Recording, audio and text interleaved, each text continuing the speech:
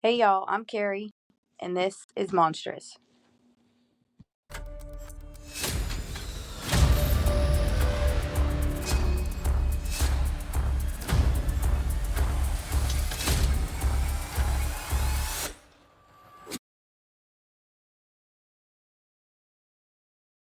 All right, as I'm sure everyone can tell from the intro, it's just me this episode. Unfortunately, Ashley has a little one that is really sick this week, so she is not able to be here for this episode. And before we dive into today's episode, we have some housekeeping to take care of. So Ashley and I briefly talked about doing mini-sodes on our off weeks, opposite of these full episodes. So that way everyone gets their fill of monstrous every week.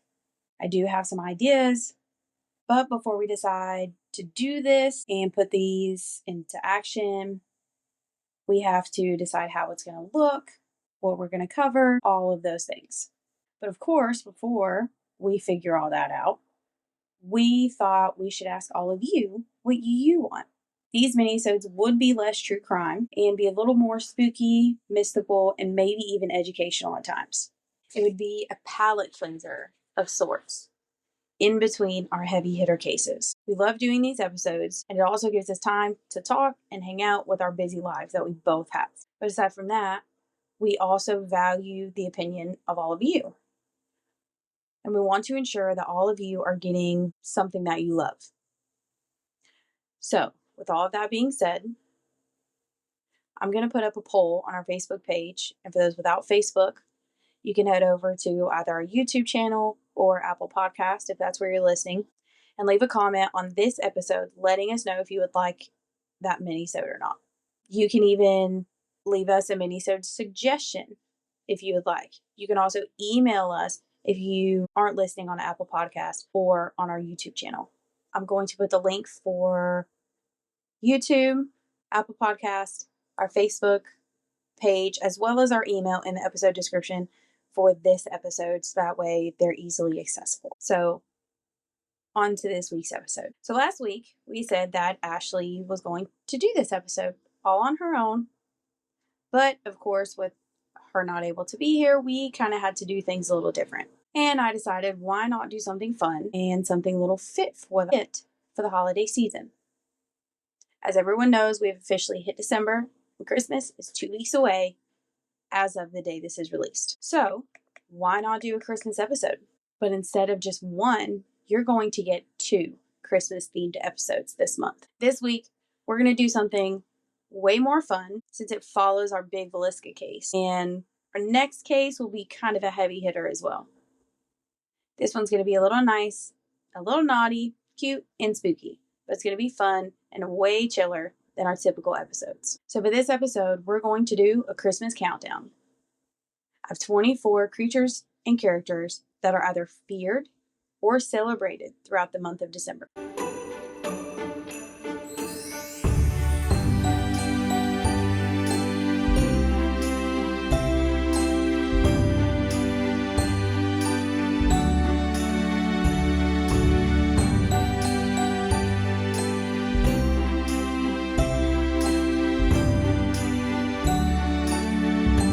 We all know the reindeer and polar bears that surround Christmas. Along with these, you often see donkeys, camels, and robins, each all surrounding the birth of Christ and the spirit of Christmas. But these animals aren't the only things associated with Christmas. Even though there are a plethora of happy and friendly creatures this time of year, there are an equal amount of evil ones as well. So, I'm here to tell you today about a few creatures from around the world, some that you may know, but many you won't. First, we have lutins. Lutins are a type of hobgoblin that are attracted to anything shiny and bright, but are said to avoid salt.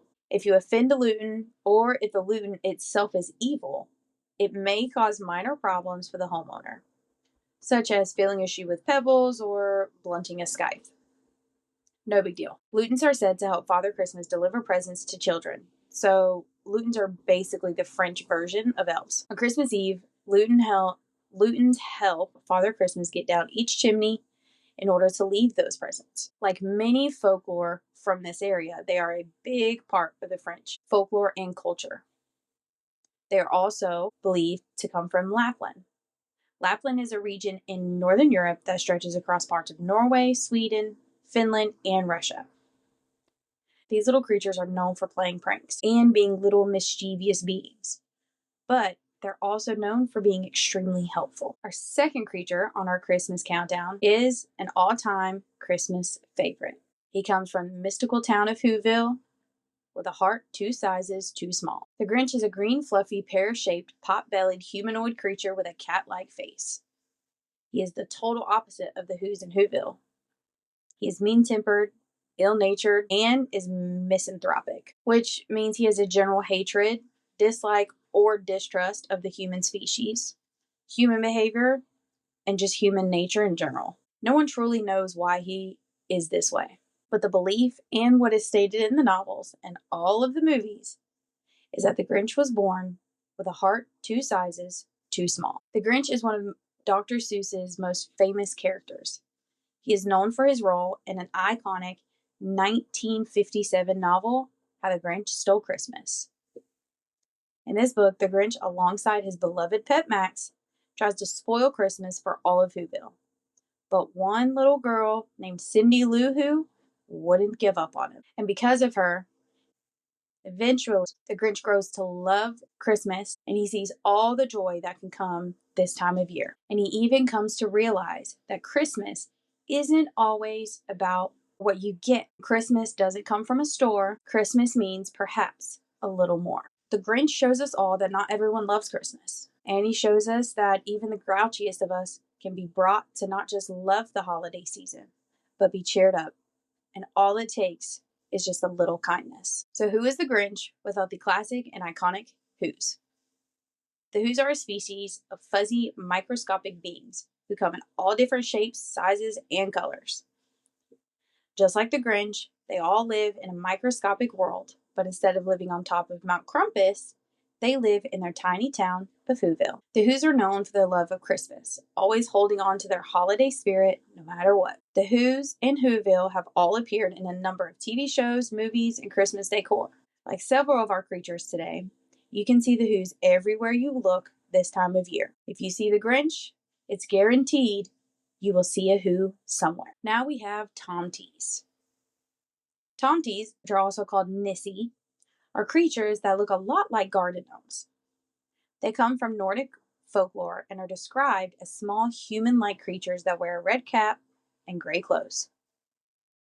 They can be seen doing house chores and protecting the home, all for a simple reward once a year. These creatures were introduced somewhere between the 15th and 17th century, and although they're generally nice little creatures that help out and protect you, they are known to have a bit of a temper. But you can do something to keep your Tomty happy. A simple, easy thing. On Christmas Eve, you leave food out for it. His reward for all of the hard work that he has put in all year long. And according to this Nordic folklore, those Tomties love butter and porridge. And what would our countdown be without the icon of the season himself? We all know Santa when we see him.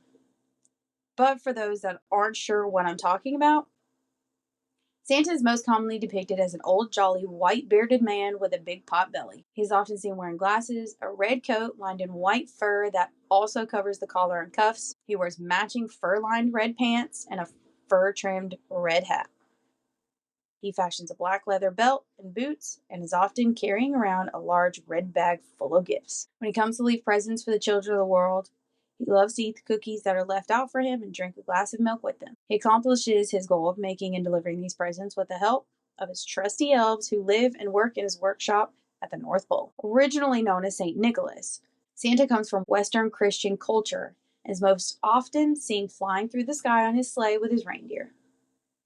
Santa was named after the 4th century Christian bishop St. Nicholas, who was the patron saint of children, who had become known for his generosity and his secret gift-giving. Santa's elves are typically depicted as small, human-like creatures with pointy ears, and we can't have a Christmas countdown without elves. These guys are most often seen wearing either red or green clothing with a pointy hat to match. Not only do the elves make the gifts Santa will deliver, but they are said to also care for the reindeer, among other tasks that assist Santa and Mrs. Claus. Elves were first introduced in 1856, but their association with Christmas presents didn't actually come until the first half of the 19th century. Elves are known for being cheeky little things, always looking for a laugh. But even though they might be a little cheeky at times and can cause some havoc, they are a key part of making Christmas happen and making sure Santa's workshop is up and running every year. As we all know, behind a strong man is an even stronger woman, and the iconic Santa is no different. Mrs. Claus is, of course, Santa's beloved wife. Her job may not be the same as Santa's, but she is the engine that keeps Christmas alive. While Santa prepares for his Christmas Eve deliveries, Mrs. Claus is busy baking cookies for the elves and Santa, helping tend to the reindeer, taking care of Santa, of course, and even assisting with making every toy that is to be delivered to children on Christmas Eve. So, in other words, even though Santa is the face of Christmas, without Mrs. Claus, there would be no gifts for each child around the world Christmas morning. Here, we have one evil Christmas monster. This monster comes from Central and Eastern Alpine folklore, but its true origins, no one really knows. Only that it is believed to have come from before Christian times. He has been adapted into movies, TV shows, games, and there are even festivals in places like Austria, Italy, Germany, and different locations throughout the UK. That's right, I'm talking about none other than Krampus. Krampus may just be the most feared Christmas creature of all Christmas folklore. He is depicted as a horned, half-goat, half-demon creature and is Santa's evil counterpart. Instead of rewarding the good children like Santa does, he punishes the naughty children. But he doesn't just punish them, he comes back for them. He stuffs the naughty children into his sack and takes them back to his lair with him to continue the punishments for their naughty behavior. Krampus doesn't just come once a year either. Instead, he arrives on December 5th on what is known as Krampusnacht and hangs around until Christmas Day. Our next creature may just be as evil as Krampus. Her name is Frau Perchta. She's an old witch that doles out brutal punishments to those who have misbehaved in the 12 days leading up to Christmas. And she has a particular penchant for children that lie. She isn't necessarily all bad, though. She will hand out presents to those that are the most deserving. Frau Perchta comes from Bavaria and Austria and is known to roam the countryside at wintertime, where she enters the homes during the 12 days between Christmas and Epiphany, which is January 6th. Frau Perchta has the ability to tell if the children and young servants of the home were well behaved and worked hard all year. If they were well behaved and worked hard, they can find a small sliver or gold coin the following day in either a shoe or a pail. But if they had not, then she will slit their bellies open and remove their stomachs and guts to then fill the hole with straw and pebbles. Aside from the children, she has also been known to punish anyone, be it children or adults, that ate anything other than the traditional meal of fish and gruel on the night of her feast. She does this by slitting open their bellies and stuffing them with straw. For anyone not familiar with what gruel is, it is a thin porridge or soup that is made by boiling cereal in either milk or water. Frau is often believed to be a Krampus. Actually, Krampus's wife to be exact, because she looks very similar to him. But this is not true at all. Frau has her very own rules and intentions that are completely separate from that of Krampus. Our next creature comes from the Icelandic folklore and is another evil one. This one is completely feared throughout the Arctic regions. Gryla was first mentioned and depicted in medieval sources. So she's been around for a long time. But she wasn't given a name until the 17th century. During the 17th century, she was often referenced to by her hideous troll-like appearance. She often wanders between the human settlements, demanding charity from them. Most times wanting their naughty children. In modern depictions of Gryla, though, she is often referenced in her role as the mother of the Yule lads. She is often depicted as a giant troll. Gryla is widely believed to kidnap and feast on the naughty children this time of year. The Yule lads come from Icelandic folklore. These lads first appeared around the 17th century, and they have a range of age depending on your region.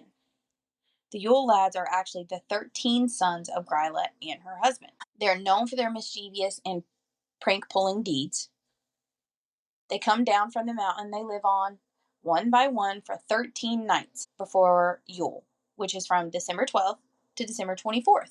Just like the 7 dwarfs from Snow White, each Yule lad is named based off their sons. So, for example, we have Spoon Licker, Window Peeper, etc. But they aren't a bunch of fun, silly little dwarfs.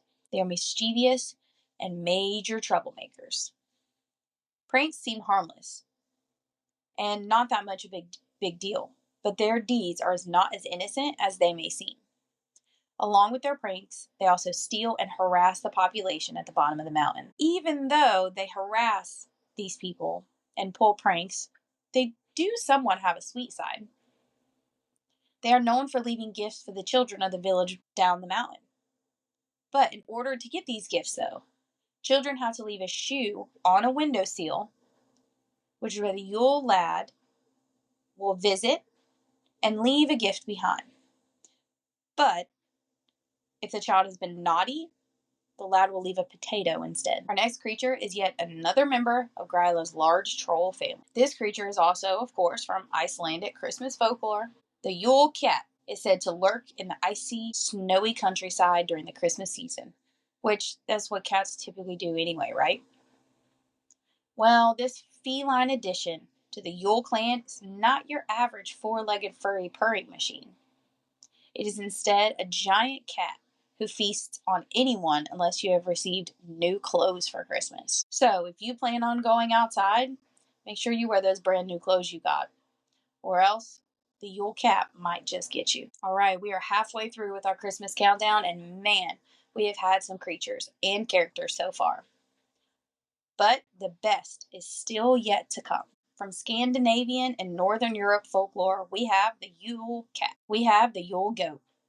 The Yule goat is a well-known Christmas symbol and tradition throughout these regions, and I'm sure many of you have seen it without realizing what it even was. The Yule goat's original origins come from German paganism and has existed in many variations during the Scandinavian history. The Yule goat, though, isn't a normal goat celebrated during Christmas time. There are actually more than one of these Yule goats, and they are partners with the god Thor, who, for anyone that doesn't know, is the god of thunder, strength, and protection of the humankind. Each Yule goat pulls Thor's chariot, and they are widely considered to bear the best gifts.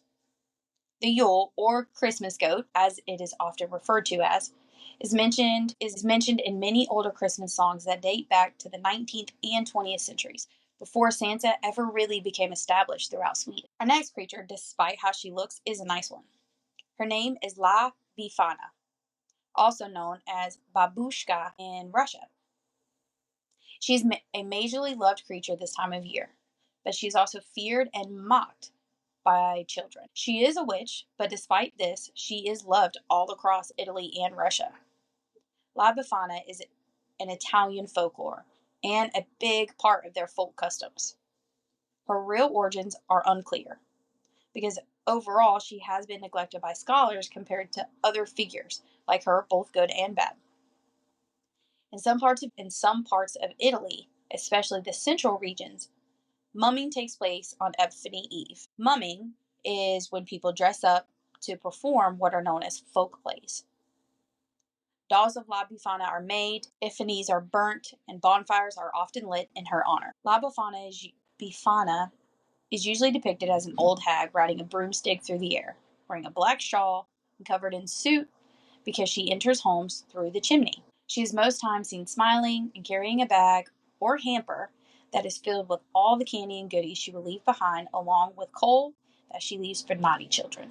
Much like Santa, she is a gentle old soul that travels the world leaving cookies and gifts and goodies in the homes of children.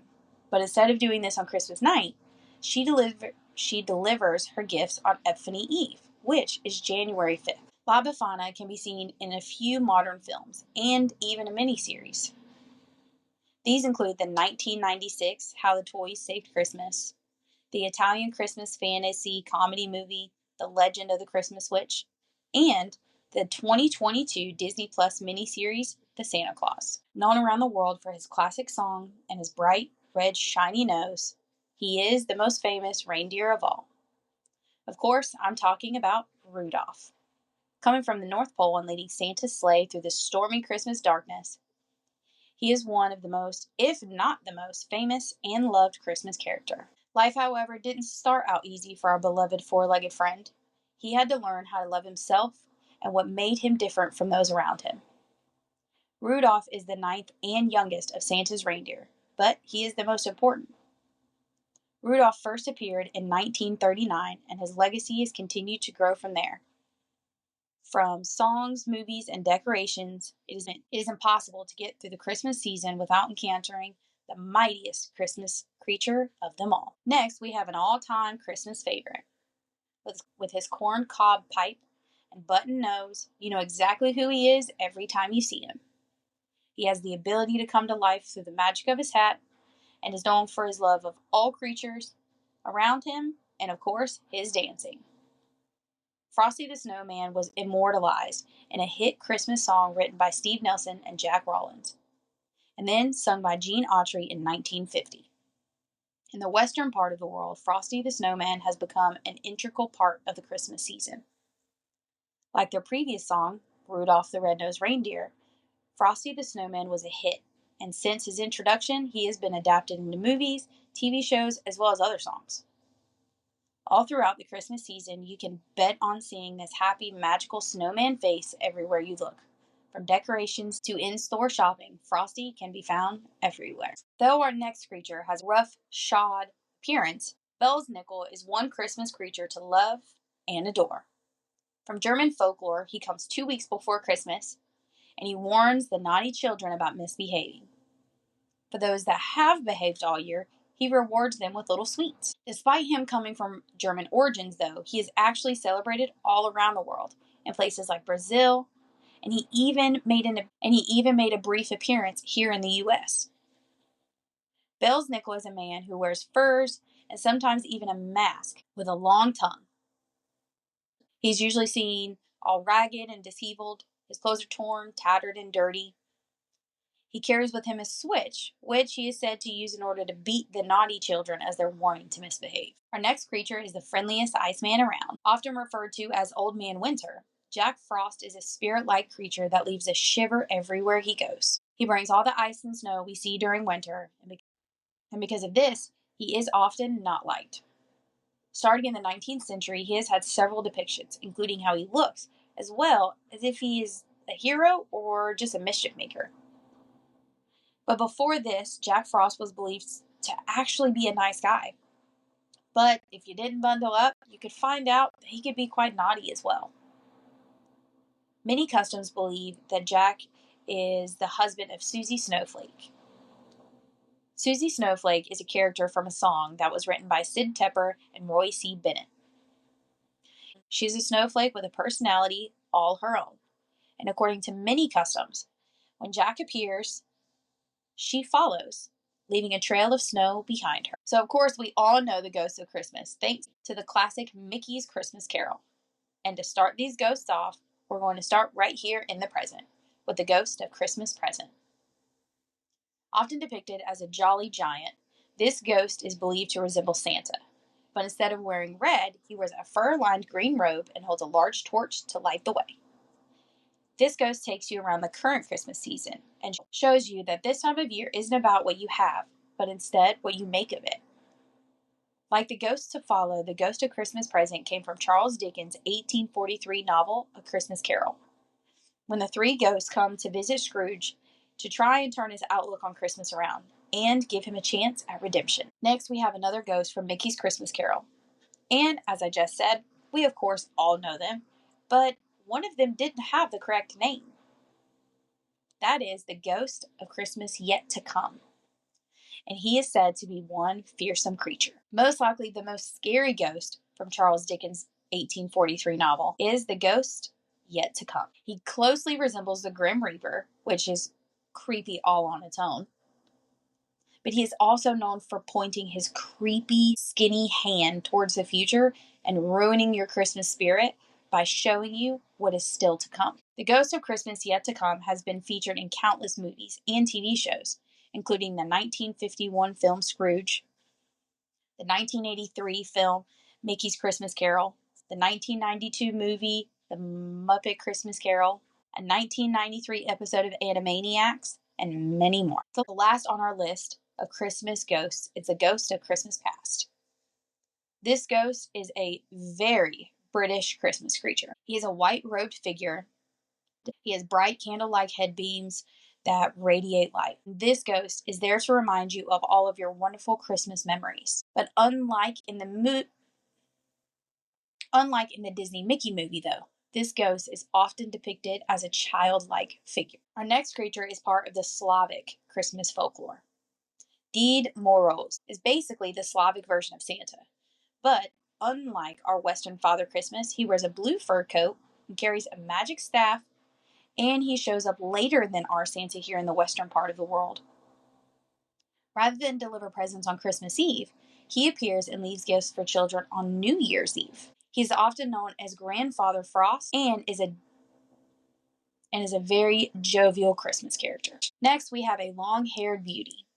She is said to be the granddaughter of Ded Moroz. This is the Snow Maiden. Although she has no real roots in the traditional Slavic mythology or customs, she first made her appearance in Russian folklore in the 19th century. This princess-like creature accompanies Ded Moroz on New Year's Eve. She has snow-white skin, deep blue eyes, and long, beautiful hair. You can spot her in silvery blue robes topped with a fur hat. The Snow Maiden is widely loved, so much so that many plays and operas have all been created in her honor. And our last creature on our Christmas countdown is an evil Welsh horse. Marie Laud appears every December in the form of a horse, but it isn't just any horse. She is a zombie horse. She rises from the dead in order to remind the living of their mortality. And she isn't so nice about it either. She and her not-so-merry band of undead horses can be seen hanging around outside your home until you run out of ways to keep them out. Then after that, you'll have to supply them with food and drinks all night. The origins of Marie Laud's name are as mysterious as she is, but there are two known translations of her name. One is that of Grey Mare, which connects her to the Celtic and British mythology. The other translates her name into Grey Mary, which some scholars have linked to the nativity story, because when Mary arrived at the stable to have baby Jesus, a pregnant mare was kicked out of the stable, and this mare had to wander around just as Mary did, looking for somewhere warm to have her baby. And that is it for our Christmas countdown. 24 creatures and characters to keep your eye out for. Some good, some bad. I hope that everyone enjoyed this episode. I know it's way different than what we normally do, but even though Ashley isn't here and her little one is sick, I wanted to make sure you guys got your episode for this week. Make sure you go onto our Facebook page, our YouTube channel, or Apple Podcasts, or send us an email letting us know if you want those minisodes. So I have some photos for this episode. I'm going to put those up on our Facebook page as normal. And of course, that'll be in the description along with those other links. So I will talk with you in 2 weeks on December 23rd for a big Christmas episode. And I hope you keep listening. And remember to watch for monsters and don't kill people. Bye, y'all.